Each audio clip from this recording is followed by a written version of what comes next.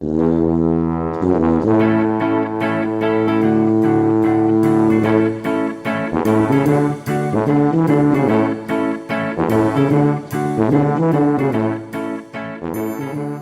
morning, and welcome to the Mental Breakdown Morning Show for this wonderful Thursday morning, September 15th. 15th, half the month, halfway there. We are halfway through the month. Halfway there. So, good morning. I'm Dr. Bernie Wilkinson. I'm Dr. Richard Marshall, and this morning show keeps me up to date. You know, like we come in here, it's Thursday. Okay, get oriented. That's right. So it helps get oriented. Well, this is it's our fourth day doing this, but it's definitely different than our once a week show, right? Because our once a week show, we put we think about it throughout the week, what we're going to talk about, and what's going to, and here we get to these shorter podcasts, but at the same time maybe more up to date or more reactive to what's going on. Shows are really nice. I like them. Right. It gets us oriented. It certainly plays that role for us. It gets me going in the morning, and I hope it does the same for the listeners. Yeah. I'm still working to get into the habit of everything, though. I forgot to bring my coffee in this morning. I did too. It's tough. Yeah. It's tough to remember everything that we got to do. We need somebody to... We need an executive assistant. We need a producer. Or three. So, and some of there's been a little bit of a delay in us getting, or I say us, me, getting the videos up on YouTube, just because, it takes a little bit longer to upload and get all that stuff going than I would like. But I'm working on a system to get those updated so that they can be up and available on the same day that we record them. Those will be YouTube. That's the YouTube ones. Yeah, the iTunes one, I'm getting that up and going. So it's just the YouTube ones that's taking a little bit longer. Okay. Now, on Thursdays are our miscellaneous day, so we talk about all kinds of different things on Thursday. But today, if we remember back on Monday, I said that September is self-improvement month, self-awareness month. Right. But we missed last week, which was National Suicide Prevention, Suicide Awareness Week. I think the 10th was Suicide Awareness Day. Right. And it just so happens that you found this article in the New York Daily News about suicide in New York. And so we thought that we would talk a little bit about suicide this morning, just because it's I don't know that we recognize it or even think about it being as serious or significant a problem as it really is. Mm-hmm. No, it really, I'm sure this article probably had something to do with last week being suicide prevention. Right. Happened to appear this week, and it's a topic that you and I haven't really discussed suicide that often in our blogs or podcasts. And we thought, given that last week was National Suicide Prevention Week, and the topic is still in the news today, that we'd take another look at it. And lo and behold, it is a far more important topic than most people realize or appreciate. Right. Well, the title of this particular article is "Suicide Claims More Lives in New York City Than Murders or Car Crashes." Right. And we worry about car crashes and murders. They make the news. Right. But in fact, suicide is surpassing either of those. Right. In New York City, and I'm sure that's probably similar in other cities too. I shudder to think, Chicago has had a rash of murders. Right, recently. Gun violence this summer. They're over 500, just over half the year. And I'm thinking, wow, I wonder if suicide rates are higher in Chicago than murders. That would be an awfully gruesome statistic. It sure would. And now, one of the things that as we were kind of collecting some information for this morning, it seems as though most of the data that's available about this is from 2014. Right. And even this article, much of the data is from 2014 because that's the most recent date, the most recent year in which the data was available. Mm-hmm. But it's according to the article, it says that in 2014, 565 New Yorkers died from suicide, as compared to 353 homicides and 270 deaths in motor vehicle. It's significantly larger. Yeah. I mean, twice as many suicides as car. Almost. Yeah. Right. Oh yeah, as homicides car, or it almost equals the two combined. Almost the two combined. So yeah, it's a tremendous problem. It went up from, again, the statistics, it went up from 5.5 per 100,000 people in the year 2000, to 6.3 people per 100,000 in 2014. And so as we're looking into this and thinking, there's a couple of other groups that we really think about when we think about the suicide problem, and one of them is teenagers. Right. So suicide is the third leading cause of death in suicide, and it has been for teenagers probably 30 or more years. Suicide has been the third leading cause of death in teenagers. Right. And then the other group, of course, is veterans. And again, from the 2014 data, it was 20 veterans committed suicide per day. Every day. And so that's just I think it was 2013 that the number of veteran deaths by suicide outnumbered the number of deaths in Afghanistan, of our military in Afghanistan, on the battlefield. In Afghanistan. So more soldiers are dying of suicide, taking their own lives, than are dying in combat. Right. So clearly, suicide is a tremendous issue that we should think about and be working towards. And the articles and everyone talks about the importance of mental health treatment to help address these issues, to prevent them from getting to the point where people do things that they wouldn't otherwise do. Yeah, and I think these high rates of suicide, to us at least, suggest that we don't have adequate mental health care for people who need services. Right. I mean, when you think of suicide at this level, at the rate that it's occurring across groups, think of it. It's a thirdly.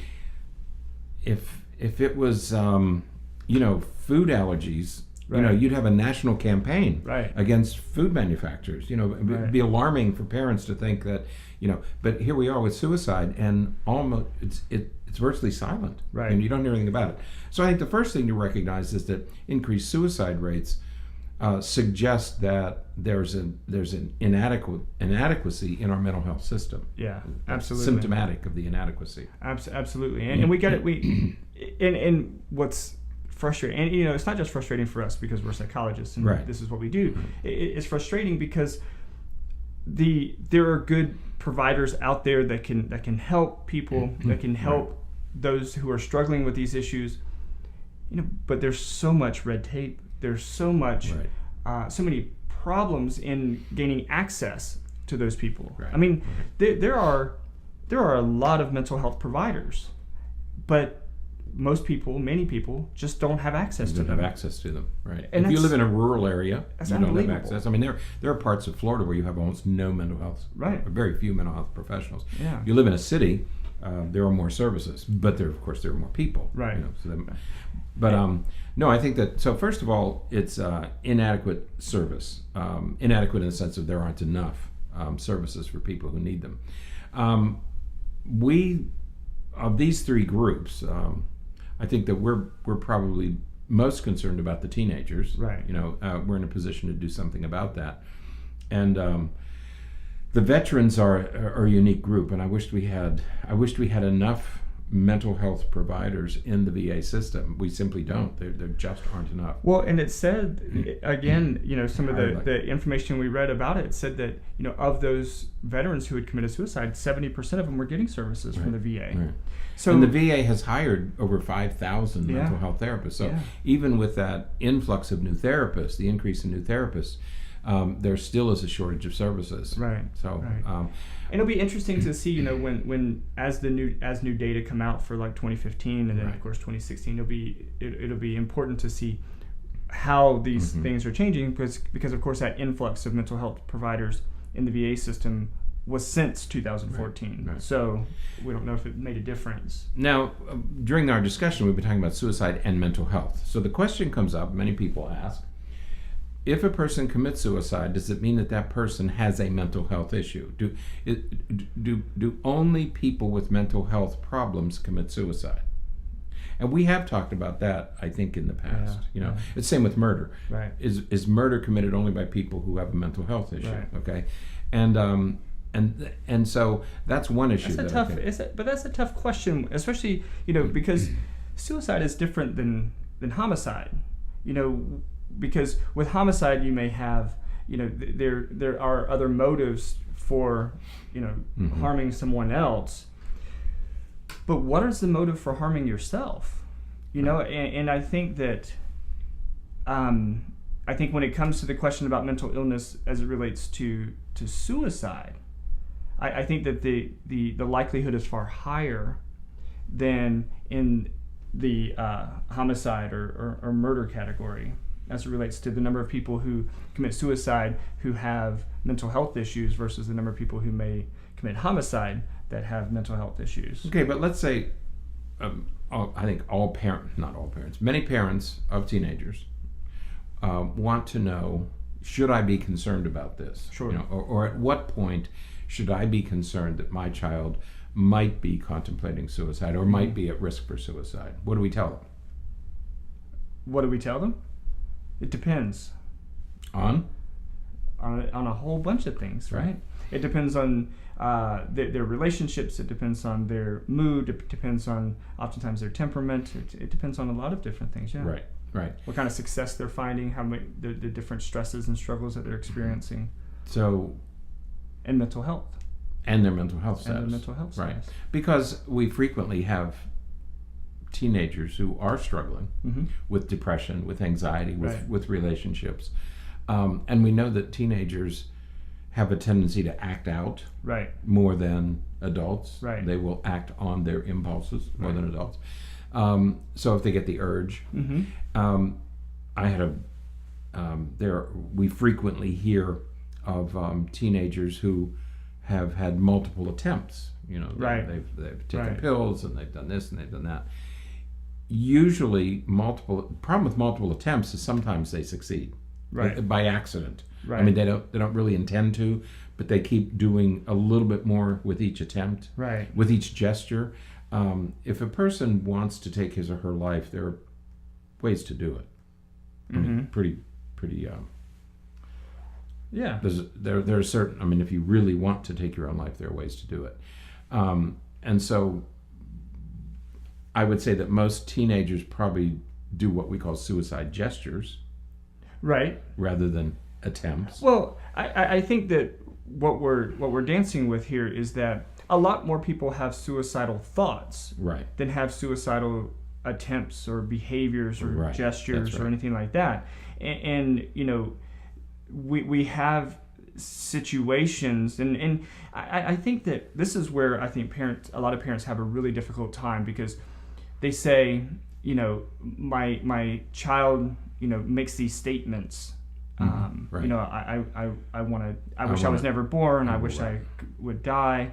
And parents will say, you know, should we take that serious? That's usually what triggers the discussion. Kids will make a statement like that. And you know, the answer has to be yes. I mean, you have to take it serious. You have to, you know, respond appropriately. And responding appropriately oftentimes means something different to one parent than it means to another parent. But you know, we have to realize that, you know, it was a number of years ago, all this stuff came out about antidepressants with teenagers. And there were some statistics and some, actually it wasn't even really statistics. It started out with just a handful of case studies, where there were some teenagers who were prescribed antidepressant medications who committed suicide.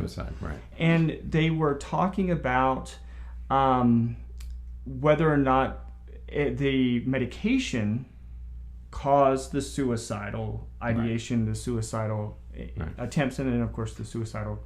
And that was antidepressants. Those were antidepressants, and so there was this huge mission then to put black box warning on all antidepressants and stuff.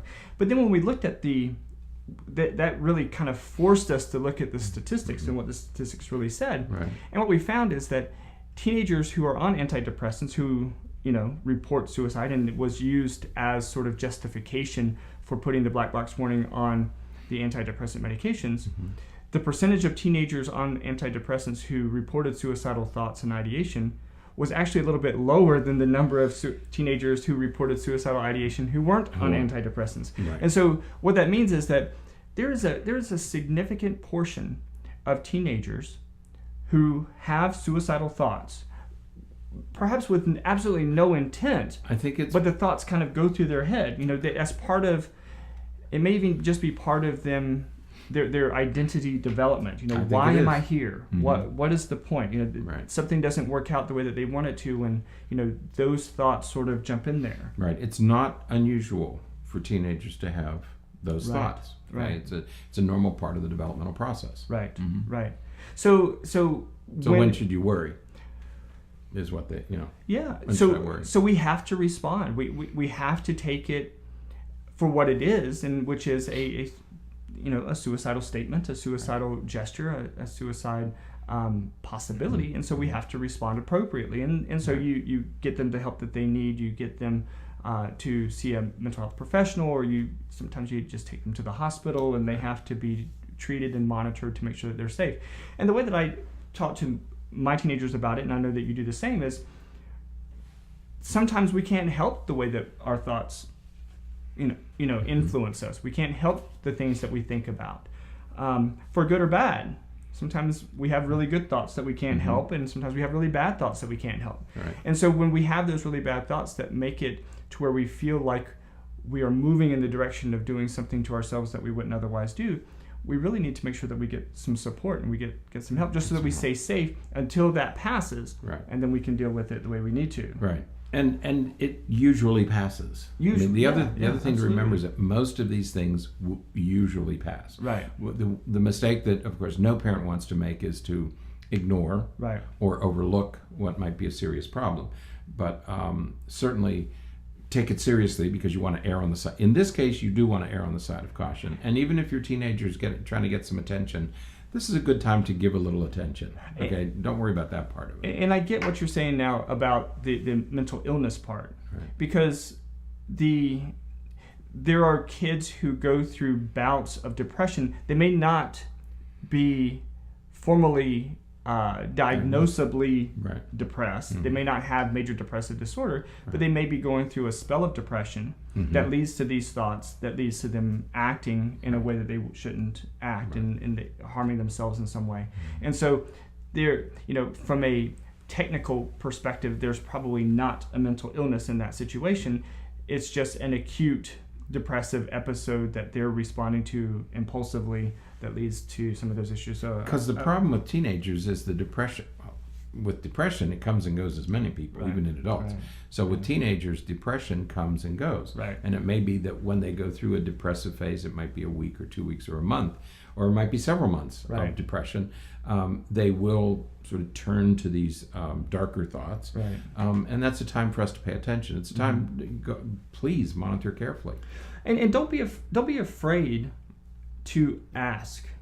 If you see ask your kid. Again. If your kid, if he's acting strange, if he's withdrawing, if he's going through some of those classical signs of depression, of suicidal thoughts and stuff like that, where he's withdrawing himself, he's not talking to anybody, his grades are dropping, he's going through. Don't be hesitant to ask. Research demonstrated long ago that asking about suicide, asking about suicidal thoughts, does not introduce the idea of suicidal thoughts. We used to think that. You're not introducing. Right. You're not. And another, when you talk about ask, okay, let your child talk about it. Right. They are thinking about it. Right. And you want them to disclose to you that they're thinking about it. They want to be able to talk about it with somebody. Without judgment. And you can't overreact. Right. What many parents do is as soon as they hear this, they push a panic button, some panic button somewhere in the house. Don't push the panic button. Have a conversation. Stay calm. This is one of those Doctor Who things, stay calm and listen to your child. Right. Stay calm and allow your child to talk about this freely, so that they will come to you whenever the thought occurs to them, that they will come to you. Let them talk about it.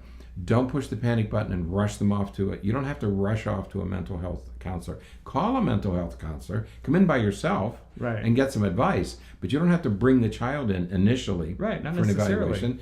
Come in, talk to us. Let's all together decide if it's something we really ought to be concerned about or whether you should just keep talking to them.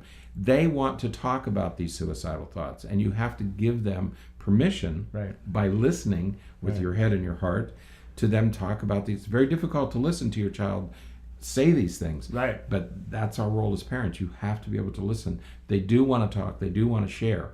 And if they're able to get it out and talk about it, it's less likely that they'll act on it. Right. And if you're wondering, okay, so when do I jump in the car and get them somewhere?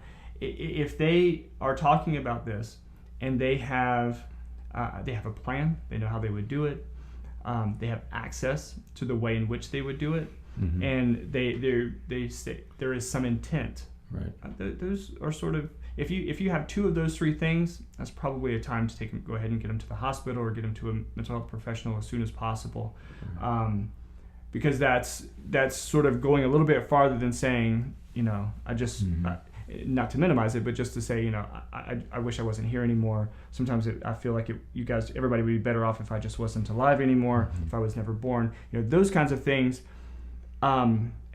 It's I feel like I'm minimizing it, but it's like, those are very common thoughts and don't necessarily suggest any real intent or any real plan.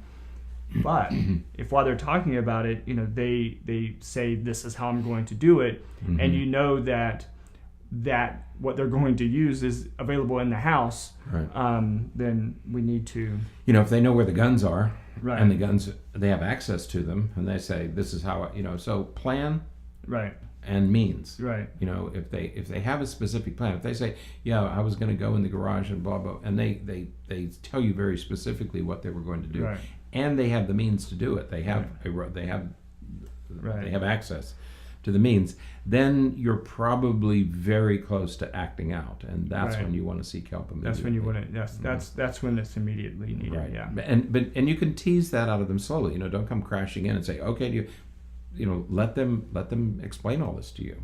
Listen carefully, listen slowly, and let them talk. And don't be. We say this a lot about a lot of different things, but don't be punitive about it. No. You want to get them to the hospital. They may not want to go, but again, explaining that these thoughts are intrusive and they're making you think things that you don't usually think and don't really want to think, because remind them of the goals that they have in life. Remember, you want to accomplish this, you want to do this, you want to go here, you want to do this. Remind them of those things and say, you want to do all these things, and these thoughts are making you feel this way. Let's get these thoughts under control and keep you safe while you're processing and getting rid of them, so that you can get back to your healthy self. Right. And you hit another key point is, do they have plans? Do they talk about... you can tell when children are future oriented. Most kids are future oriented. They talk about what they're going to do next. When I'm 16, I'm going to get a driver's license. When I'm 18, I can vote. When I'm 21, I can do this. I'm going to go to college. I'm going to go to the military. I'm going to do this. I'm going to do... Most kids, when they talk with a future orientation, because most of their life is ahead of them. The elderly talk about a past orientation because most of their life is behind them. So most teenagers have a future orientation. If your child isn't talking about the future, that can be another red flag. If they don't have any plans to do, and they just don't talk about their future, and they also seem sad, and they also seem to be struggling, that's another sign that maybe you ought to take a closer look at it. The more of these things that you're checking off, the more you really need to, the more of those red flags that go up. So, all right. Hopefully you'll never deal with it. Hopefully not. And most of us won't. But those who do, please, again, just take it serious and collect some information. Be patient. Be calm. Calm and serious. Collect some information and get the help that's needed. So, all right. Okay. That was. I'm glad we covered that. That was hard. It's hard to talk about that. All right. It's hard. It's a difficult subject to talk about, but one that we have to talk about because of the numbers. It's too many are occurring. It's amazing. I didn't think the numbers were that high. I didn't either. So, All right, so that's it for today. Thursday. So today's Thursday. Did you exercise last night? No. I did. You know, I jogged 3 miles last night. I finished a 5K egg and hatched another 2K egg last night. Rock on, little rocker. That's what I'm talking about. I'll do therapy on Pokemon Go today. I'm telling you, it's a great way. No. And now they have this new buddy system, so you can get some extra stuff. So make sure you get out and exercise today. Remember those goals that you're setting for yourself. Get your goals set for the morning, and just take your time throughout the day and work on your goal. What? Tomorrow I'm going to talk about something. I'll wait until tomorrow, so tune in. All right, so that is it for today. I am. Exercise, set goals. I stayed on my plan last night. Did I you? will say that. I didn't fall off the... Remember I did the day before? I ran, so I was able to eat some of my gluten-free cake. Oh, that gluten-free cake.